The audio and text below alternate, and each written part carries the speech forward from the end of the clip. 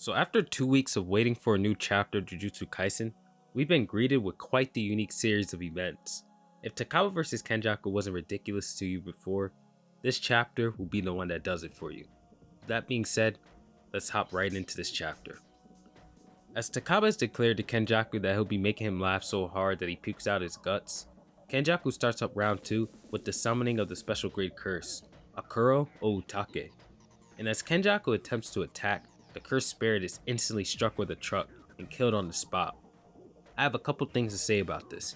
If Takaba clearing Kenjaku's amp cursed spirits with this much ease, he has to be a special grade sorcerer at this point.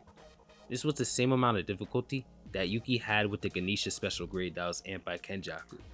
And second, I'm going to take a guess, judging from what happens after this page, but the truck came in and instantly killed the special grade because it attempted to attack Takaba directly, rather than play along with the scenarios that he forces you into. This could also explain why Kenjaku decided to partake in the ridiculousness that's coming up very soon. And lastly, it kinda sucks that this special grade curse was killed before we knew anything about it, because it's always nice to know what Kenjaku has always had up his sleeves. And this one definitely looks strong, since it looks a lot like Fusion Agito.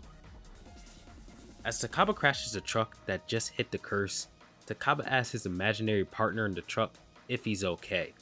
And then the imaginary partner blames Takaba for crashing the car.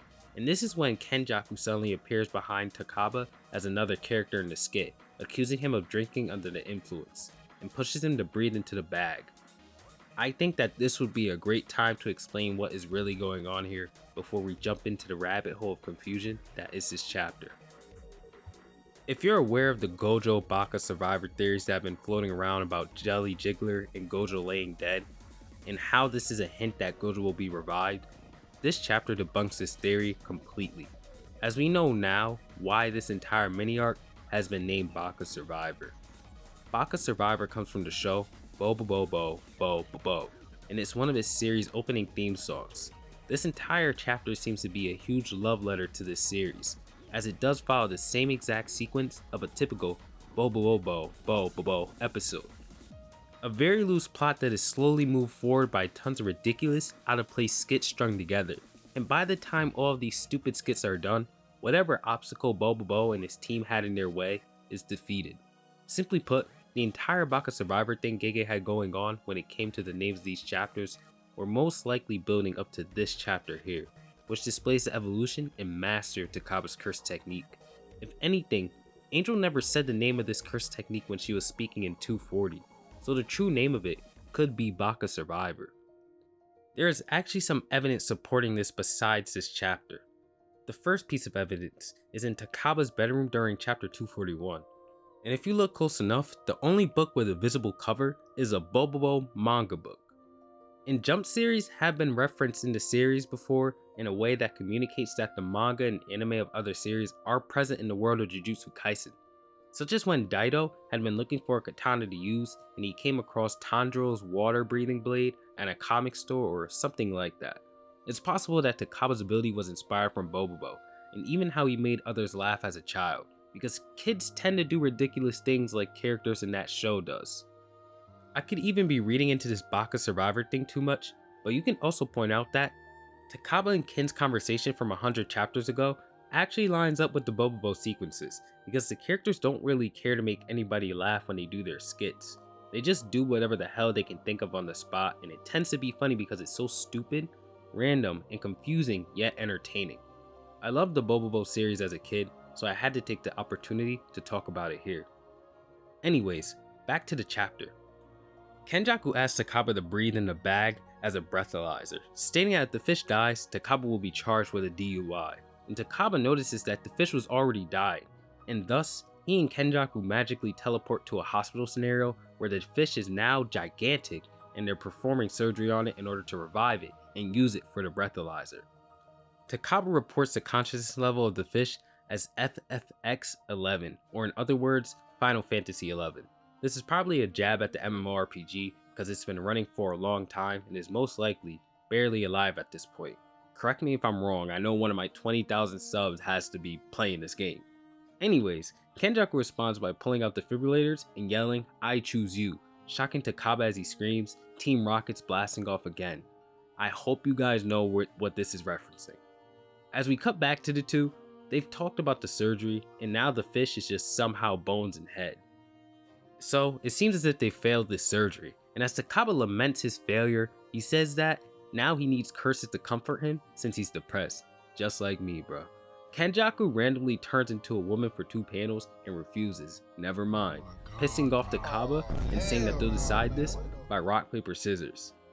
Yes, this chapter is ridiculously confusing and it hurts my head as I type out this script and even read it, but this is also how a normal Bobobo episode goes.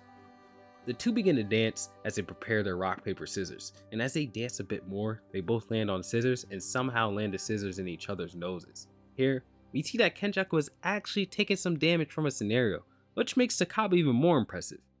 As Kenjaku slides back, he points out that Takaba's technique does not only take Takaba's imagination into consideration, but his own, allowing both of their souls to resonate with one another as they battle. Now they're suddenly in a game show, and as Takaba tells Kenjaku to not expect him to pretend to not know the answers for the sake of the show, Kenjaku says likewise. He dislikes that anyways, idiots acting like idiots. And me personally, I agree. The host asks both contestants a question, and Kenjaku gets it wrong, with Takaba calling him an idiot. It was a question about history too, so Kenjaku real stupid for getting that wrong. He's been alive for 1,000 years. Then another question comes up, this time the topic being about science. Meanwhile, Kenjaku seems to get it correct. He buzzed too early, so it doesn't count. And Takaba just didn't know the answer to anything, so he's just as stupid. And then Kenjaku calls Takaba stupid as well, randomly making fun of his dad for being an optometrist. And Takaba asks, what's even wrong with that? Again, if you needed to be reminded, not much is going on here, but Takaba's ability is forcing Kenjaku into all these scenarios that he has to play through, because if he didn't have to play through these, he wouldn't be in them. We move on to a different question. This question being, what is difficult to tell people? Self-recommendation or designated school recommendation? As the two walk towards the doors that contain the answers, they phase into another random ass situation, where Takaba's crossing the street and comes across a cat, only to find that this cat is Kenjaku. As Kenjaku jumps out of the street, a car hits Takaba, damaging him and changing the scenario to where Takaba is now a cat drowning in the ocean, only for Kenjaku to now attempt to save him on a surfboard. But little does Kenjaku know, Takaba was behind Kenjaku the entire time, crashing into him with a jet ski for revenge. As Kenjaku laughs, he tells Takaba that he's got him, and the two start splashing each other in the sea for an entire page. As they continue to splash one another, Kenjaku says that he hasn't had this much fun in 1,000 years, and that he's so happy that he started the Colon Games. And after saying this, he thankfully snaps out of the BS, albeit briefly, and pushes Takaba's head into the sea. Now, I don't think Kenjaku genuinely means this or even thought of this, but he's only going along with the script that Takaba has put out, because Takaba's intention was stated in 240, and it's not really to defeat Kenjaku, but it's to show Kenjaku something more interesting than his own plan in the Colon Game, to change his mind about the merger. So I'm sure that Takaba put this into his head rather than him genuinely having fun here. As Takaba tells Kenjaku to hold up so they can drink from the ocean, it's revealed that this ocean was made out of Fanta the entire time. And as Kenjaku and Takaba jump midair as if they're at the end of a movie, he thinks to himself, however, if this continues, I will lose. To him, all of these situations, these scenarios, are no more than a simulation, and all the damage dealt to me will accumulate steadily. This will not end until his comedic desire is satisfied, and this is not a fight where violence can reach the conclusion. Basically, Kenjaku breaks down Takaba's technique by saying that these random scenarios will not stop until Takaba's jokes reaches their climax. Again, similar to Bobobo, how these scenarios tend to decide the victor of the fight.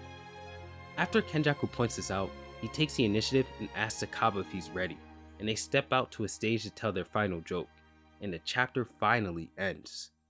So I really do like this chapter, but it's just so random and there's a lot going on for me to wrap my head around.